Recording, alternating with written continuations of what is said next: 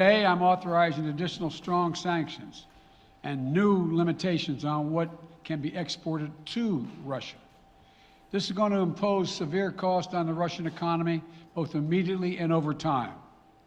We have purposely designed these sanctions to maximize the long-term impact on Russia and to minimize the impact on the United States and our allies. And I want to be clear, the United States is not doing this alone. For months, we've been building a coalition of partners representing well more than half the global economy. 27 members of the European Union, including France, Germany, Italy, as well as the United Kingdom, Canada, Japan, Australia, New Zealand, and many others, to amplify the joint impact of our response. I just spoke with the G7 leaders this morning, and we're in full and total agreement. We will limit Russia's ability to do business in dollars, euros, pounds, and yen to be part of the global economy. We'll limit their ability to do that.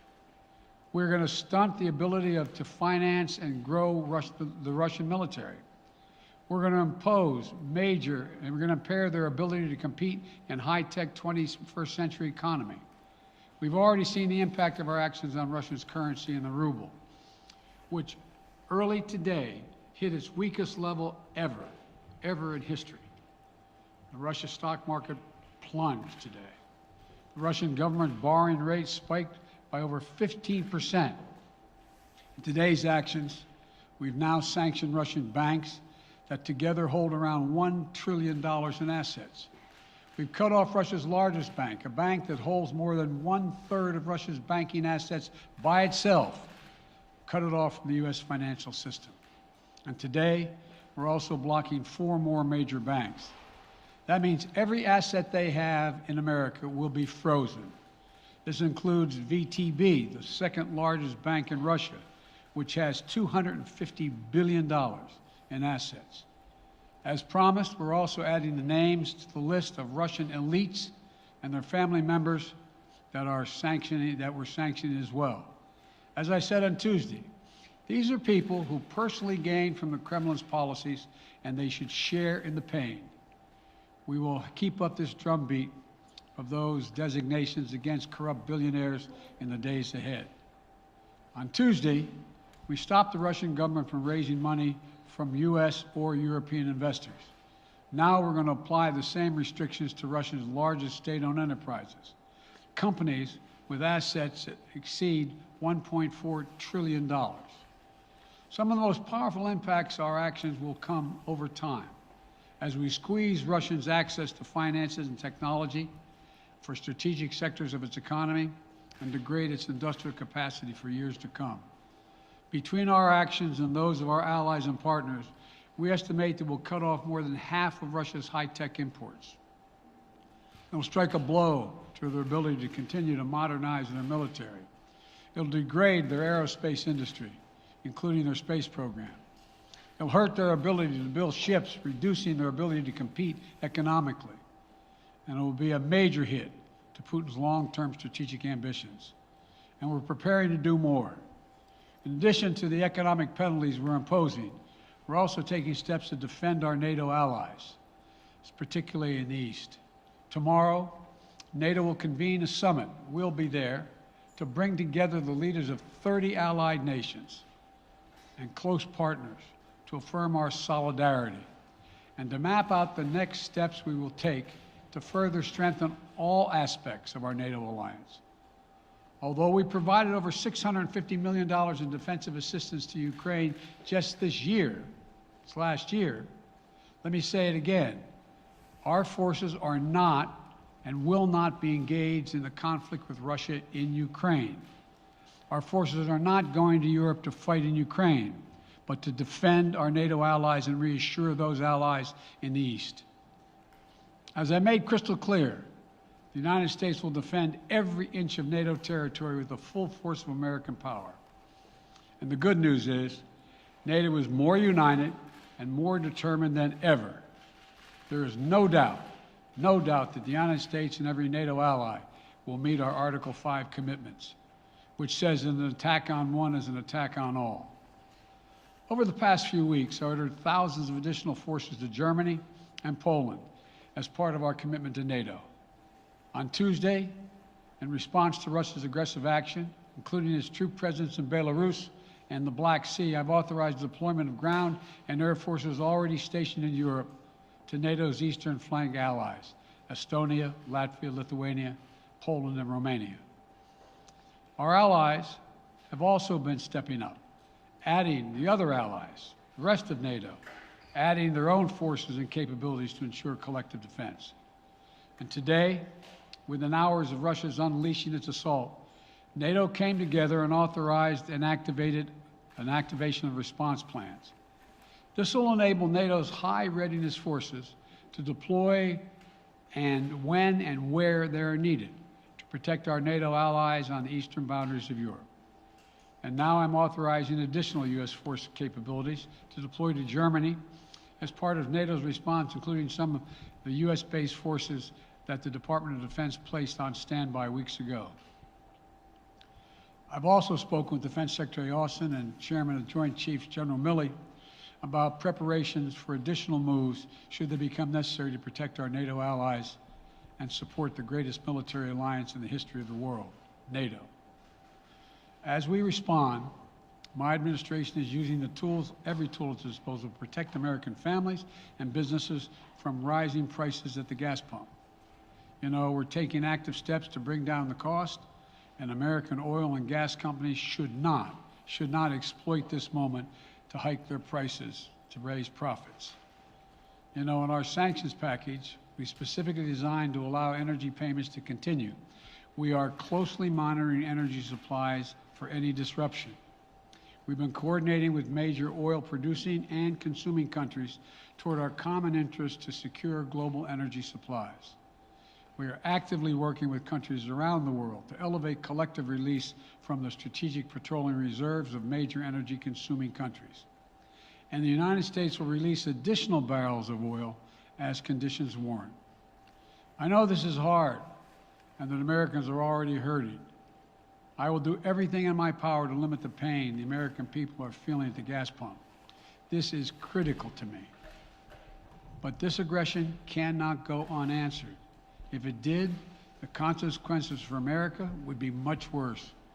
America stands up to bullies. We stand up for freedom. This is who we are. Let me also repeat the warning I made last week. If Russia pursues cyber attacks against our companies, our critical infrastructure, we are prepared to respond. For months, we've been working closely with the private sector to harden our cyber defenses, sharpen our ability to respond to Russian cyber attacks as well. I spoke last night to President Zelensky of Ukraine, and I assured him that the United States, together with our allies and partners in Europe, will support the Ukrainian people as they defend their country. We'll provide humanitarian relief to ease their suffering. And in the early days of this conflict, Russia propaganda outlets will keep trying to hide the truth and claim success for its military operation against a made-up threat. But history has shown, time and again, how swift gains in territory eventually give way to grinding occupations, acts of mass civil disobedience, and strategic dead ends. The next few weeks and months will be hard on the people of Ukraine. Putin has unleashed a great pain on them, but the Ukrainian people have known 30 years of independence. They have repeatedly shown that they will not tolerate anyone who tries to take their country backwards. This is a dangerous moment for all of Europe, for the freedom around the world. Putin has committed an assault on the very principles that uphold the global peace. But now, the entire world sees clearly what Putin and his Kremlin allies are really all about. This was never about a genuine security concerns on their part. It was always about naked aggression, about Putin's desire for empire by any means necessary, by bullying Russia's neighbors through coercion and corruption, by changing borders by force, and ultimately by choosing a war without a cause. Putin's actions betray his sinister vision for the future of our world, one where nations take what they want by force. But it is a vision that the United States and freedom-loving nations everywhere will oppose, with every tool of our considerable power. The United States and our allies and partners will emerge from this stronger, more united, more determined, and more purposeful. And Putin's aggression against Ukraine will end up costing Russia dearly, economically and strategically. We will make sure of that. Putin will be a pariah on the international stage. Any nation that countenances Russia's naked aggression against Ukraine will be stained by association. When the history of this era is written, Putin's choice to make a totally unjustifiable war on Ukraine will have left Russia weaker and the rest of the world stronger. Liberty, democracy, human dignity, these are the forces far more powerful than fear and oppression. They cannot be extinguished by tyrants like Putin and his armies. They cannot be erased from people's hearts and hopes by any amount of violence and intimidation. They endure. In the contest between democracy and autocracy, between sovereignty and subjugation, make no mistake, freedom will prevail. God bless the people of a free and democratic Ukraine. May God protect our troops. Mr. President. Associated Press, Zeke. So do you have any plans to speak with President Putin at this point? And what interactions have you had with the Russian government?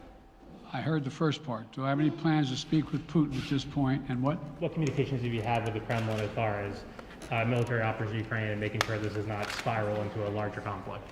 Well, it's a large conflict already. The way we're going to ensure it's not going to aspire to a larger conflict is by providing all the forces needed in the Eastern European nations that are members of NATO.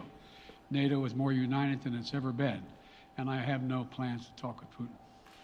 Mr. President. Wall Street Journal, Tarina. Mr. President, you didn't mention SWIFT in your sanctions that you announced. Is there a reason why the U.S. Isn't doing that? Is there a disagreement among allies regarding SWIFT and whether Russia should be allowed to be a part of it? The sanctions that we proposed on all their banks have of equal consequence, maybe more consequence than SWIFT, number one. Number two, it is always an option, but right now that's not the position that the rest of Europe wishes to take. Cecilia Vega, ABC. Sir, sanctions clearly have not been enough to deter Vladimir Putin to this point. What is going to stop him? How and when does this end? And do you see him trying to go beyond Ukraine? And a second question I'll just give to you now. This statement that he gave last night, the threat that he gave, the West will face consequences greater than any you have faced in history. Is he threatening a nuclear strike? I have no idea what he's threatening. I know what he has done, number one. And number two, no one expected the sanctions to prevent anything from happening. It has to show, this is going to take time, and we have to show resolve so he knows what's coming. And so the people of Russia know what he's brought on them. That's what this is all about. This is going to take time. It's not going to occur. He's going to say, oh my God, these sanctions are coming, I'm going to stand down. He's going to test the resolve of the West to see if we stay together, and we will. We will, and it will impose significant costs on him. Will he go beyond Ukraine, sir? Do you see him going? Yes. Thank you. Two topics, just really quick. First, markets are down and gas prices are up. I know you always stress the difference between Wall Street and Main Street, but everybody seems to be in for some economic pain. How economically painful is it going to get for people in this country? And I do have one more question. First of all, there's no doubt that when a major nuclear power attacks and invades another country, that the world is going to respond, and markets can respond all over the world. So there's no doubt about that, number one. Number two, the notion that this is going to last for a long time is highly unlikely as long as we continue to stay resolved in imposing the sanctions we're going to impose on Russia, period. What's the next question? I'm sorry. The next question is, did you underestimate Putin, and would you still describe him the way that you did in the summer as a worthy adversary? At the time, I made it clear as an adversary, and I said he was worthy. I didn't underestimate him. And I've read most of everything he's written. Did you read I shouldn't, I'm not a wise guy. You heard the speech he made, almost an hour's worth of speeches, why he was going into Ukraine. He has much larger ambitions in Ukraine. He wants to, in fact, reestablish the former Soviet Union. That's what this is about. And I think that his ambitions are completely contrary to the place where the rest of the world has arrived. And with his ambitions, you're confident that these devastating sanctions are going to be as devastating as Russian missiles and bullets and tanks? Yes, Russian bullets, missiles, and tanks in Ukraine. Yes, I am. Thank you, President Biden. If sanctions cannot stop President Putin, what penalty can? I didn't say sanctions couldn't stop him. You've been talking about the threat of these sanctions for several weeks now. Yes, but the threat of the sanctions and imposing the sanctions and seeing the effect of the sanctions are two different things. They're two different things. And he's going to begin to see the effect of the sanctions. And what will that do? How will that change his mindset here, given he's Because it attacking will so Ukraine as we weaken his speak? country that he'll have to make a very, very difficult choice as to whether to continue to move toward being a second-rate power or, in fact, respond. You said in recent weeks that big nations cannot bluff when it comes to something like this. You recently said that the idea of personally sanctioning President Putin was on the table. Is that a step that you're prepared to take? And if It's not a bluff, it's on the table. sanctioning President Putin? Yes. Why not sanction him today, sir? Mr. President? Why not sanction him today, sir? Mr. President, if I can, you detailed some severe and swift new sanctions today and said the impact it will have over time. But given the full-scale invasion, given that you're not pursuing disconnecting Russia from what's called SWIFT, the international banking system, or other sanctions at your disposal, respectfully, sir, what more are you waiting for? Specifically, with the sanctions we've imposed exceed SWIFT. The sanctions we imposed exceed anything that's ever been done. The sanctions we imposed have generated 2/3 of the world joining us. They are profound sanctions. Let's have a conversation in another month or so to see if they're working. Yes. Can I ask you about Zelensky? Sir, you spoke to Vladimir Zelensky yesterday, sir? What's the risk that we are watching the beginning of another Cold War, and is there now a complete rupture in U.S. and Russian relations? There is a complete rupture right now in U.S.-Russian relations if they continue on this path that they're on. And in terms of a Cold War, that depends. You have the vast majority of the rest of the world in total opposition to what he's doing, from Asia to South America to Europe to around the world. And so it's going to be a cold day for Russia. The idea, you don't see a whole lot of people coming to his defense. And are you, if I could follow up, sir, are you urging China to help isolate Russia? Are you urging China to help isolate Russia? I'm not prepared to comment on that at the moment.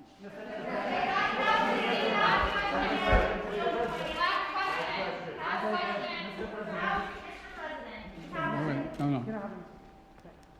Yeah. No. He's had his hand up a long time. Thank you, Mr. President. How concerned are you that Putin wants to go beyond Ukraine into other countries and the U.S. will have to get involved if he moves into NATO countries? Well, if he did move into NATO countries, he will be involved. We will be involved. The only thing that I'm convinced of is if we don't stop now, he'll be emboldened. If we don't move against him now with these significant sanctions, he will be emboldened. Look, you know, well, anyway. Can you talk anything more about your conversation? Mr. President.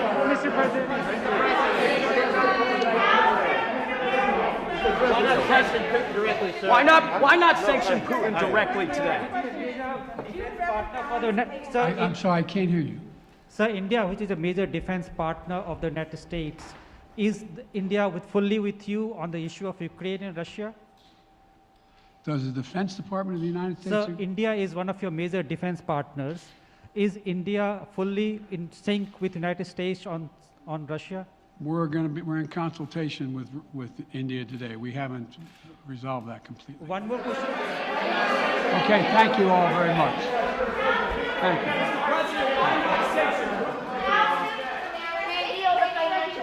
sir.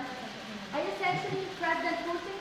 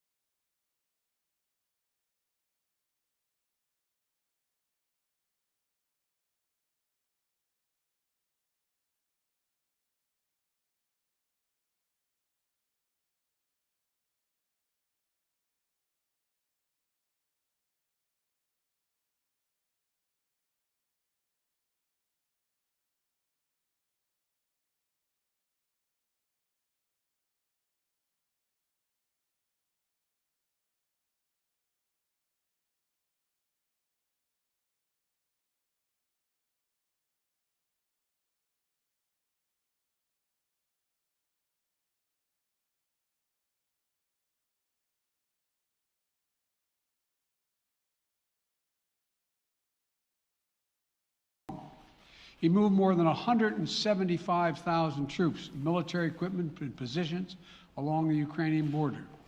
He moved blood supplies into position and built a field hospital, which tells you all